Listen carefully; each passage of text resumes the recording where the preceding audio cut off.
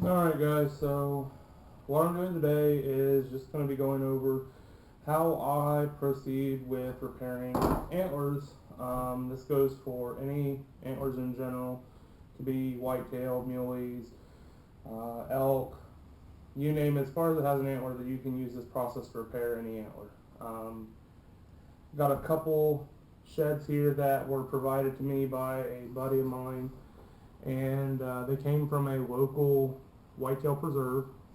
You can see pretty pretty nice set of sheds.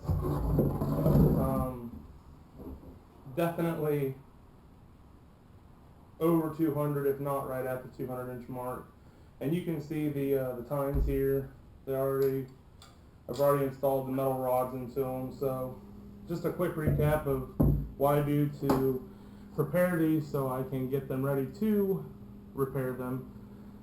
Any broken tine that you find that you want repair on, you're going to take and first of all clean the side up where the break is if it isn't already clean, and then you're going to get either some heavy gauge wire, 16 gauge, 14 gauge wire, and drill a hole down into the actual break in the antler.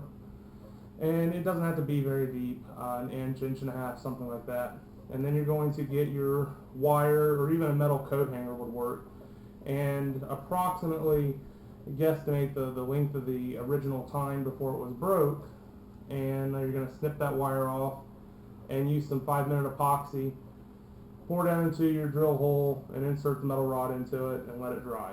I use the 5-minute epoxy from the Dollar General store. It's $2 for a pack of it. So for the $2, I was able to do all these repairs on all three of these shed antlers here, and even had some left over that I can just throw it in the trash. So not a big deal on the expenditure there, but I do have to apologize. I do have a cold going on here, so if it's hard to hear me or hard to understand, that's the reason for it.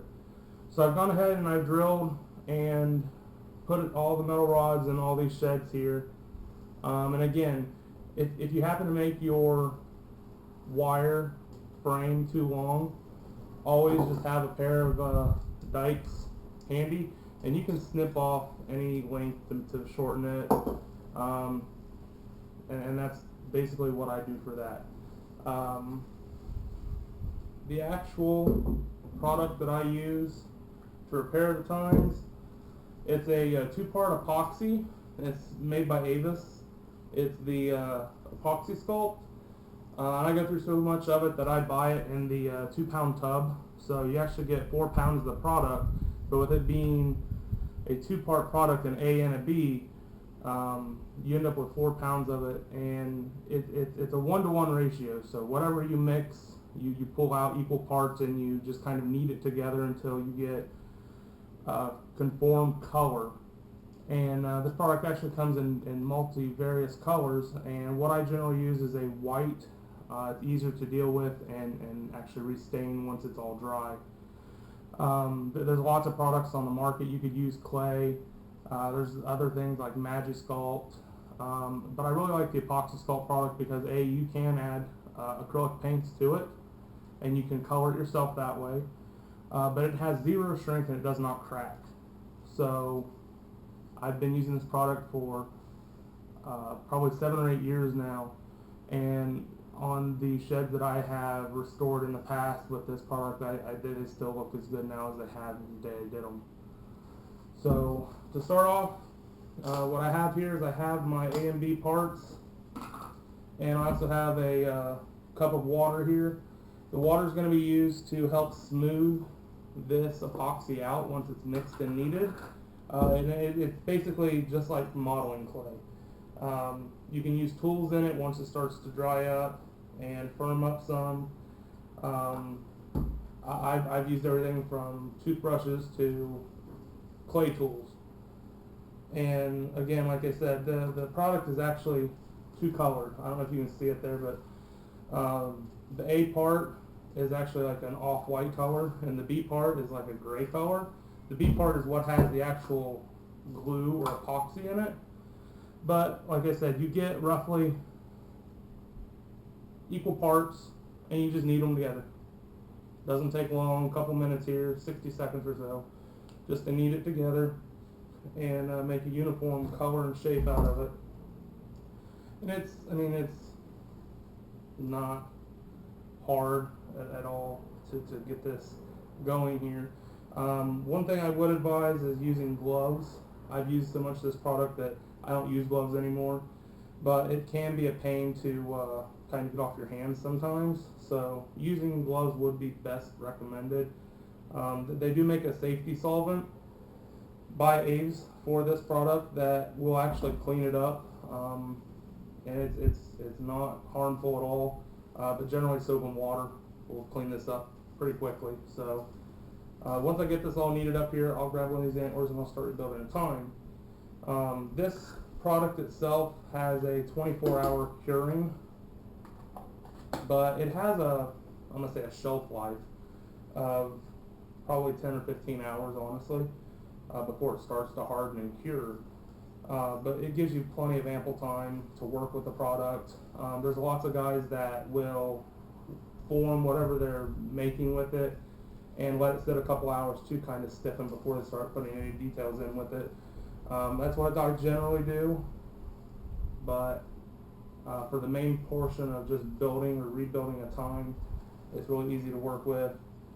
Product is relatively super sticky, so it generally adheres to whatever you place it on, form it into.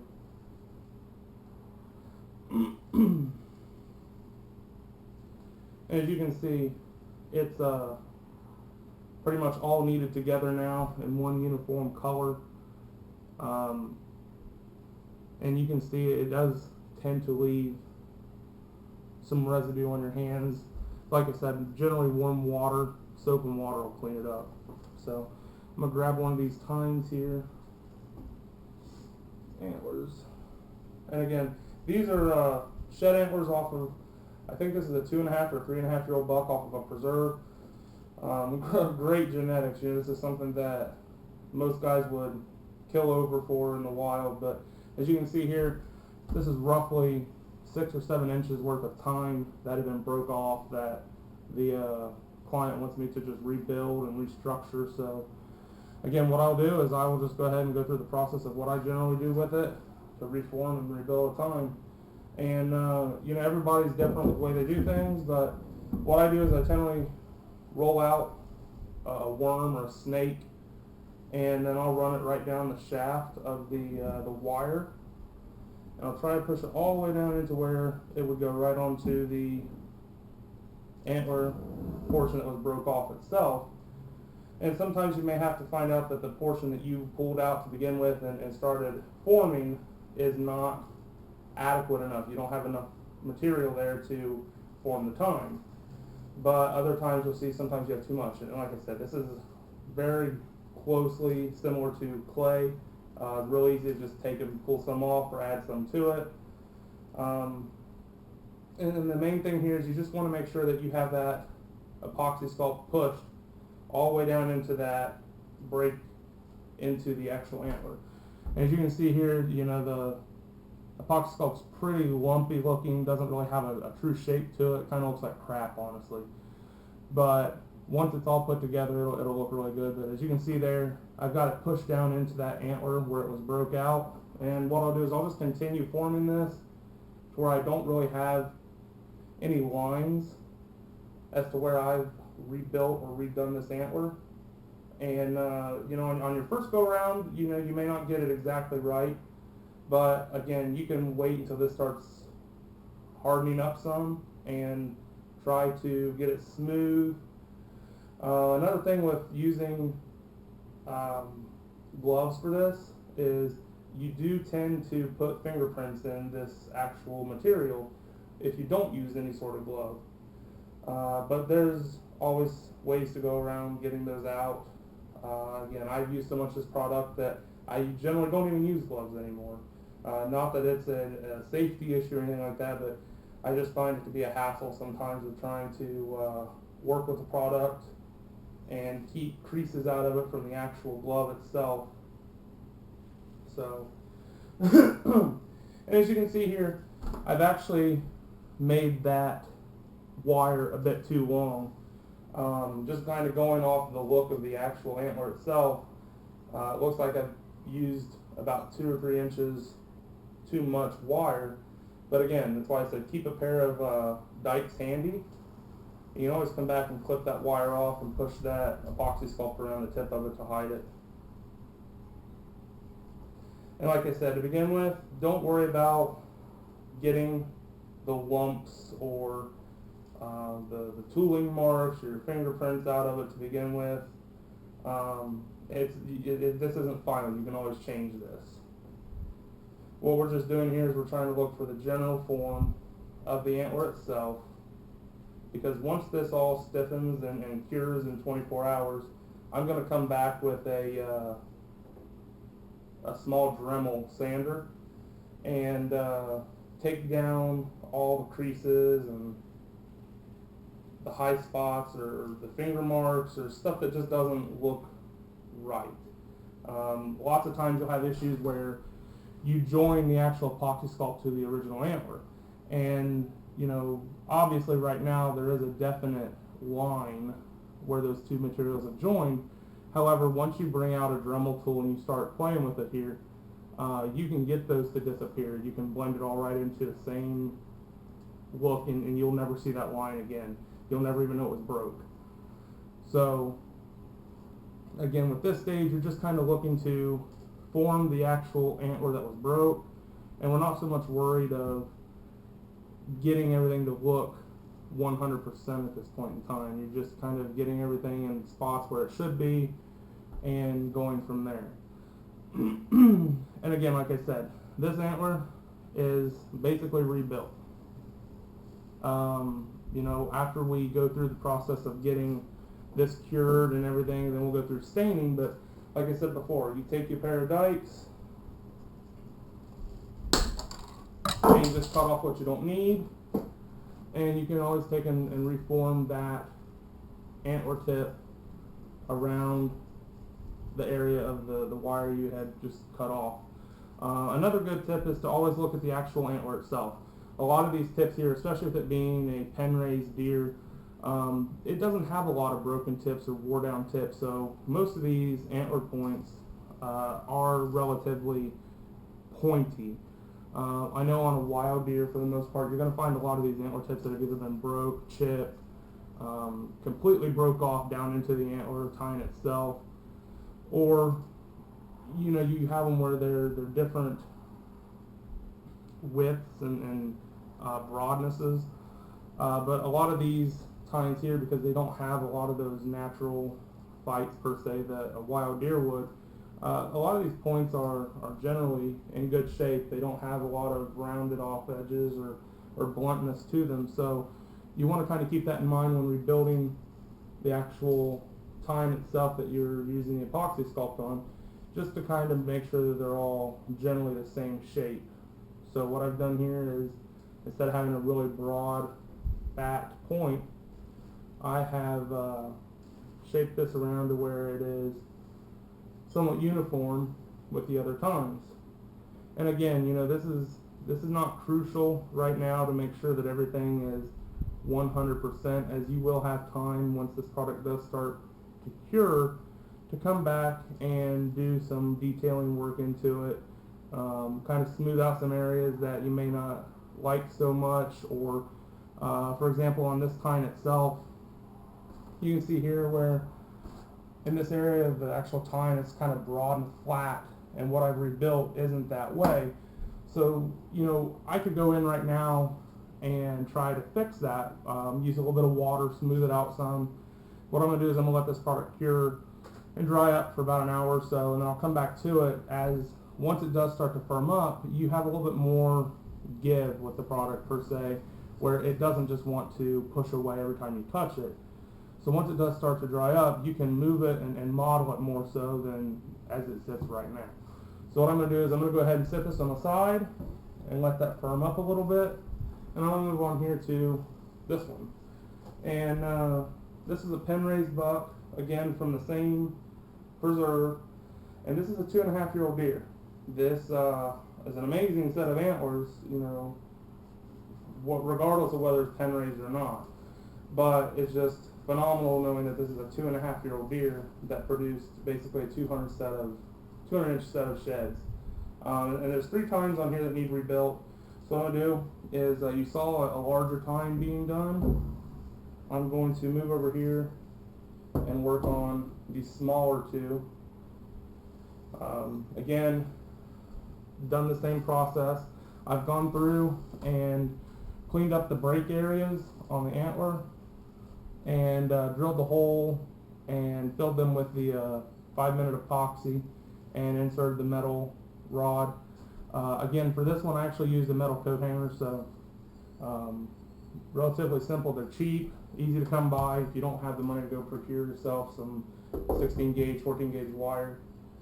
Metal coat hangers, everybody generally has some. They're getting harder and harder to find these days just because no one uses them anymore, but generally you can go up to a Salvation Army or Goodwill store or something like that, and you can pick up a dozen of them for like under $1.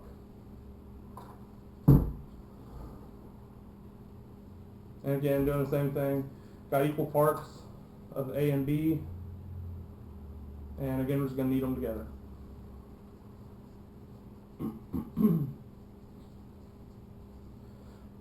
And a helpful tip that I've kind of found out throughout the years here of using this product and talking to other several taxidermists in the area, this is a biodegradable product if it is not in a curing state.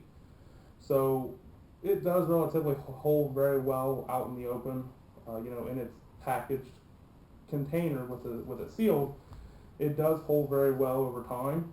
However, I have one that you can freeze this product or you can refrigerate it, which will extend shelf life of it.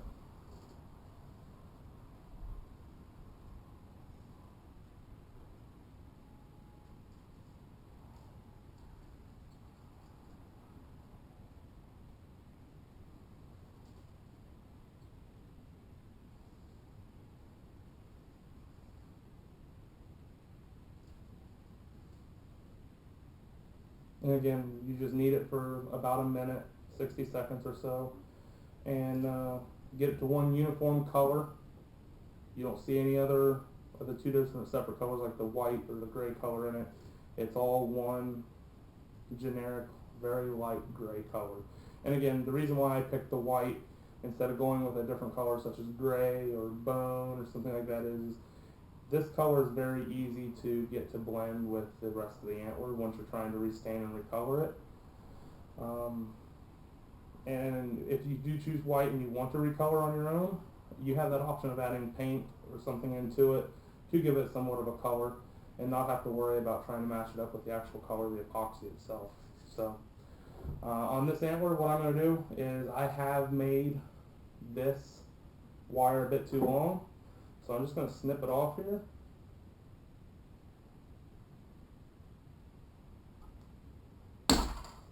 And it's very helpful to always have a good pair of dikes.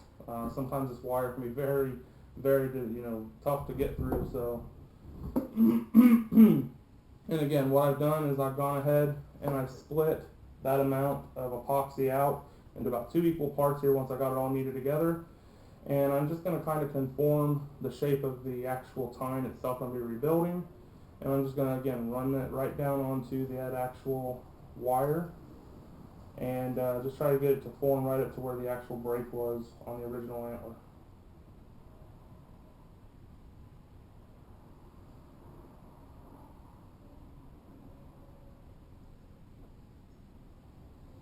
So here we are. I've got this pushed up on there.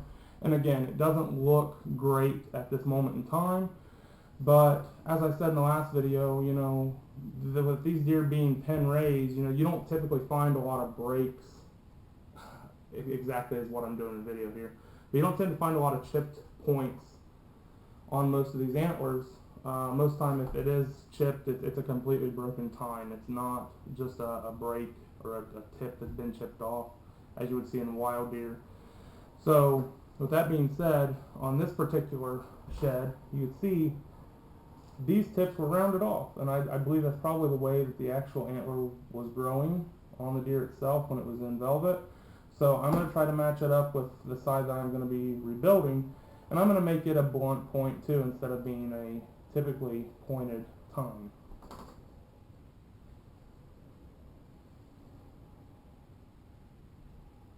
And all I'm doing right here is I'm just trying to smooth down some of the high edges, and like I said, you don't have to do this, but sometimes it is easier to go back and get them kind of smoothed out a little bit once it does start to firm up, because as it sits right now, I can just mangle this and model it any way I need it to be. And you know, sometimes people who don't generally work with this all the time may not like the way that is once it's just, you know, fresh. So they may want to give it a little bit of time to dry up, and then they can go back in and add the detail and smooth it out however they need. It's just personal preference for the most part.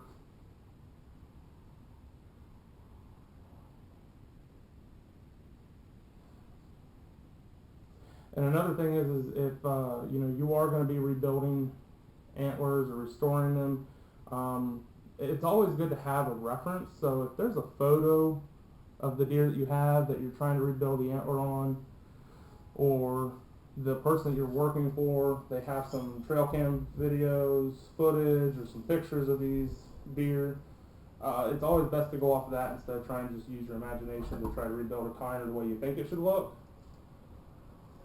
This particular deer, I do have some photos of when it was in, you know, the pens, so I'm pretty aware of what these antlers looked like before they were broke. Pretty good memory of it. And again, you're not looking for 100% here. You're just trying to get everything to be smoothed out and look conformed shape, so you don't have ridges or lines where you know, the product was actually joined over to the actual antler.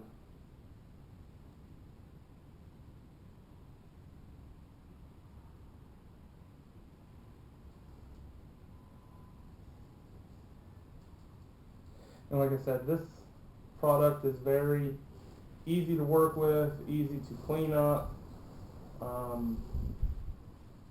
I love the product.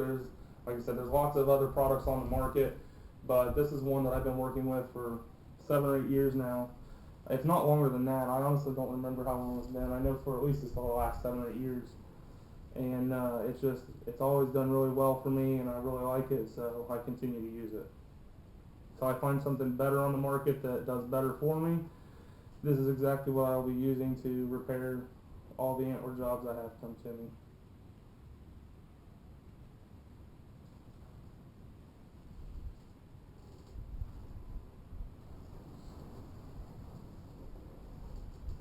You know, I forgive the sound of the wind coming in if it is in the video. Even though it's pushing 70 degrees today here in Ohio, the wind has not let up since early this morning, so I think we're supposed to be having a front come through today with some pretty severe thunderstorms, if I'm not mistaken. So it's probably just pushing all that weather in right now, but who knows. Ohio weather for you. It was above 60 degrees the last 3 days, and we're supposed to have possible snow showers tomorrow. And the low today is the 38, and tomorrow's high is 38. So if you don't like weather change or rapid weather change, don't come and live in Ohio.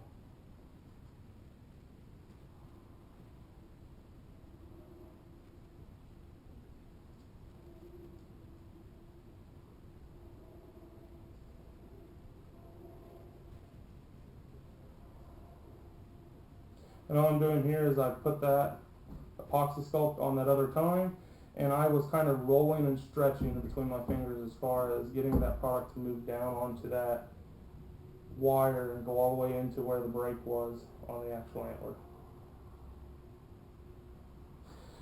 Something I forgot to mention with this wire is when you do first put it into the actual antler itself, don't just stick it in there and leave it straight out. I mean, there's very rarely any deer antlers anywhere in the world where they grow perfectly straight. So when you do put those metal pieces in, you know, kind of bend them to shape a little bit. Once they've been epoxied in, you've let them cure for the time for the epoxy to set up. once it's all dry and everything, try to bend that wire around to where you don't have to do, a whole ton of shaping with the epoxy sculpt. It's a lot easier to put, per se, skin on something when it's already the shape it needs to be, instead of trying to make it and force it to go into places where it shouldn't.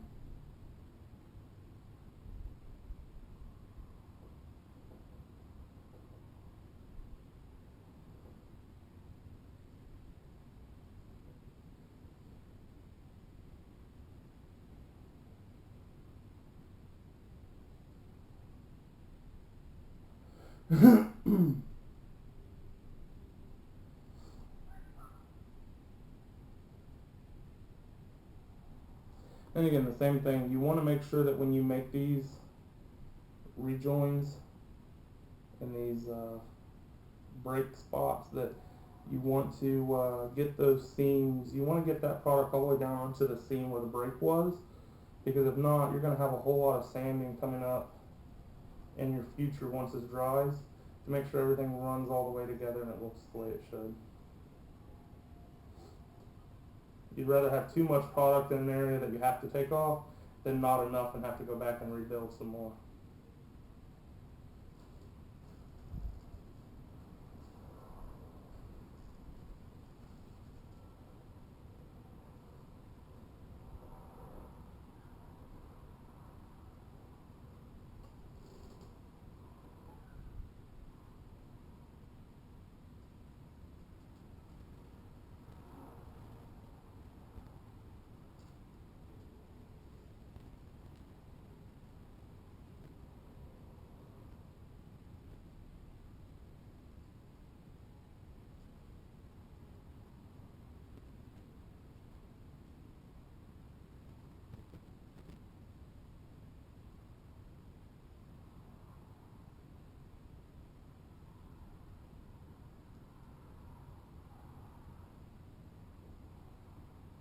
And again, when you're smoothing this out, you can take and use water to kind of get rid of all the fingerprints and smooth it down some, to make sure you don't have, all these highs and ridges and stuff in this antler. But for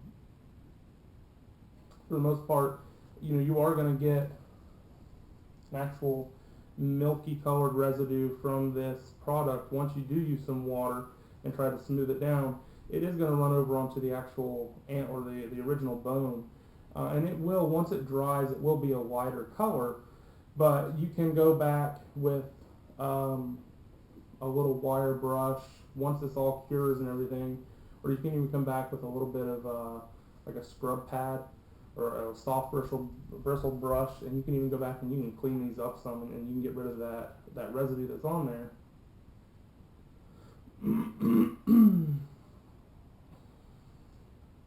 And there's a lot of guys that, once this is cured, or they've taken the time to put all the detail into it before it does cure all the way, or, before they let it dry up some,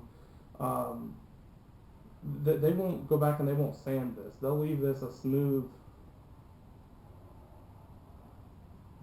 finish on it. And it doesn't, depending on how you recolor antlers, it doesn't want to accept a lot of different stains or colors because of it having a smooth surface to it. So I found that even if it doesn't need sanding, take a really fine grit sandpaper and go over it, because it will rough the surface up enough to where it'll accept color or stain, and then you don't have to do so much work into trying to get the color to rematch.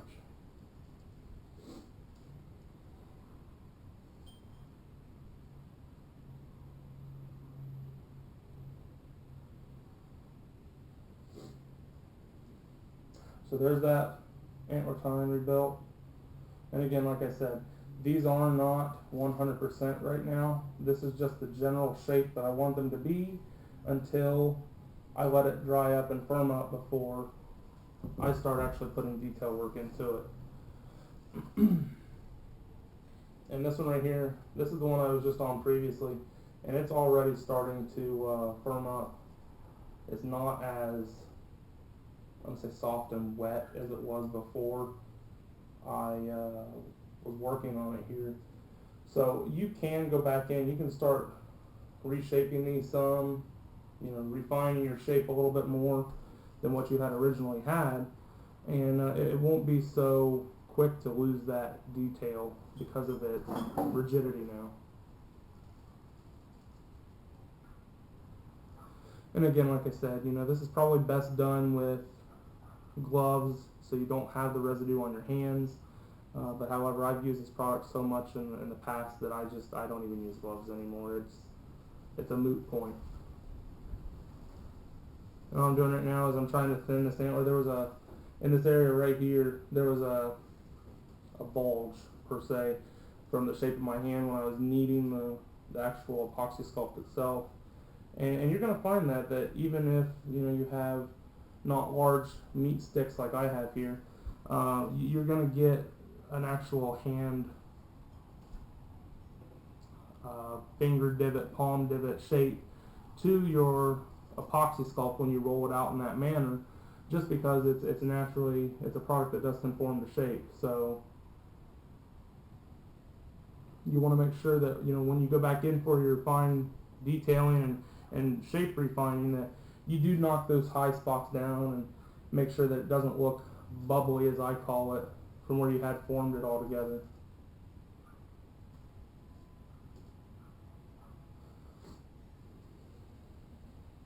And again, this product, even though it is a taxidermist product, it is not strictly made to be utilized for taxidermy. I've actually rebuilt toys for my son, parts where he's broken and glue just won't hold.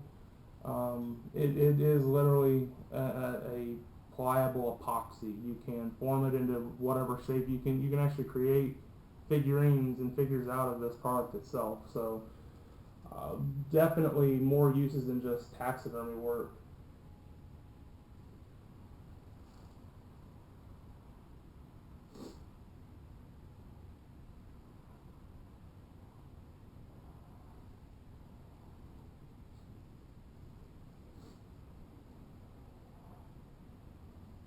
And all I'm doing right here is there's a spot from where the actual antler broke out from the original bone here. There's like a pocket that was left into where the original break was. And I'm just trying to fill that so I don't have to go back in later and add some more epoxy to it. So I'm just going to try to take and cut down some of the high spots here around where the actual break was, where I joined the epoxy sculpt to the actual antler. And I'm just going to try to push all that in that area, so again it does get filled up and I knock some of those high places down, and there isn't that weird fake look to it once it's all dry.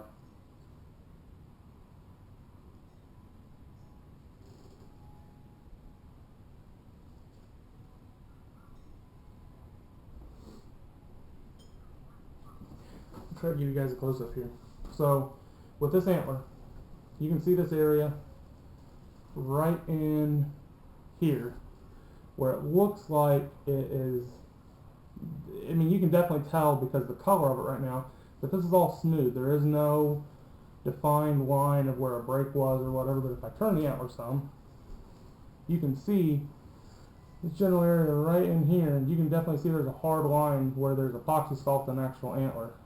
Once you're going in and refining this for actual detail, you want to make sure that you kind of smooth those areas out, and it's a very smooth transition. You don't get any lines, because what will happen is when you go to recolor this and you haven't done your detail work into it, even if you get these spot on exact 100% match color from the actual epoxy sculpt to the real antler, you will see those transition lines where your epoxy sculpt was and where the actual bone is. There's a lot of guys that don't look at that. They just say, I've rebuilt the tine, they recolor it, it looks close enough to the same color of the original bone, so they don't worry about it. But I'm one of those guys, I'm very OCD, I guess. I take very large amount of pride in my work. I do keep very steady in my work with antler repair, just for that reason. So it's attention to detail in any type of modeling, as far as restructure or rebuild. So you want to make sure that if you are doing this, outside of your own personal pieces, that you do pay attention to the detail and you get all those fine little areas tuned the way they need to be to make sure you have the best product going out that you could. And again, all I'm doing here is I'm going back in with some water. Like I said, you do not have to do this right now. You can wait a couple hours to let this kind of firm up some. But I'm just going in and kind of smoothing this out to make this transition a little bit softer, where it doesn't look like I just attached A to B. And that's all for the purpose of once I go to recolor it, it'll have a better transition in coloring, and you will not see that break once it's all recolored and restained. And guys, there's tons and tons and tons of videos on YouTube of how to recolor, restain antlers. There's no right or wrong method to it. It's all set up on personal preference. I've been restoring antlers for going on 15 years now. I know I'm going to be turning 30 this year, so since I was a teenager, in high school, I've been repairing antlers. I started out doing my own and my family's, and it's just a hobby that I kind of picked up that I'm now fortunate enough to be able to create a little bit of pocket money out of. So anybody can do this. It's not that difficult. It's just all on how much work you want to put into it. There's some guys that are world class at this, like they can rebuild an entire set of antlers just from a picture, and it'd be very hard to tell the rebuilt set from a real set of antlers. And that just goes into how much time and effort they want to put into something to make it look exact. So it can be kind of tedious and time consuming, especially if you have a lot of rebuild work on some. But again, I enjoy doing this. This is something that I've been doing for a long time.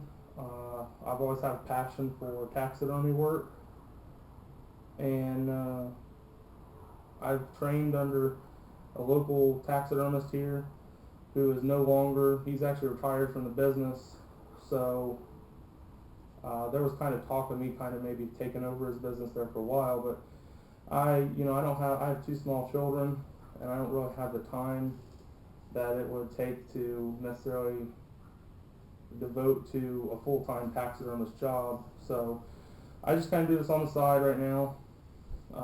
Antler restoration, skull taxidermy. I do roughly 40 to 50 European mounts a year for local guys, friends, family, stuff like that. And it works out pretty decently. I enjoy doing it again, so you just, they say if you do what you love, then you do it really well, and that's what it's come down to is I enjoy doing this, and I make sure that I do one heck of a job of it to where someone's going to be happy with it, And I treat each antler that comes in, no matter if it's a 100-inch shed or a 10-inch shed, I treat them with respect as if they were my own, and each one is a trophy in itself, regardless. There's a lot of these guys that you find on, the media today, whether it be TV or Facebook or whatever, and they put this thought in people's head that unless it's a 200-inch deer, it's not a trophy. And I'm here to tell you, if killing 200-inch deer is what makes you a hunter, I'm no hunter then, because I have my fair share of boxes and boxes of spikes and small 6 points and 8 points that I've killed over my time, that it isn't the size of the antlers or anything that makes it an experience or a trophy in itself. It's the experience there that you have with family or friends. You're just out in the wilderness enjoying your time. We eat deer meat throughout the year, and it generally provides all of our red meat necessity for me and my wife and my 2 kids. So we really rely on it throughout the year, and I'm more so a meat hunter than I am a trophy hunter. I look at it as if it has antlers, it's just a bonus. But when it comes to a point in time in the year where our freezers are filled, I do conservatively hunt where if we don't need the meat, I'm not going to fill a tag on a doe just to fill a tag. I will, hunt the more trophy-ish and look for the jewelry on a deer there. But it is, to each their own, but don't fall for these big antics of, if you're not killing 180, 190, 200 inch deer, you're not a deer hunter. So again, that's just kind of a little thought that I've had, and I always kind of try to follow by it. But as you can see here, back to this antler is completely rebuilt now. As far as that tine, it needs to be restored. You can tell with it being a shed from a preserve, they don't get the natural rubs that a wild deer would, so their antlers tend to be generally one uniform white color. So I will be adding color back into this antler itself. However, that tine is rebuilt. The transition has been smoothed out to where once color goes on it, you will not see it. There are no fingerprints in the tine itself. However, the only thing that I will do this next is I will run some sandpaper over it.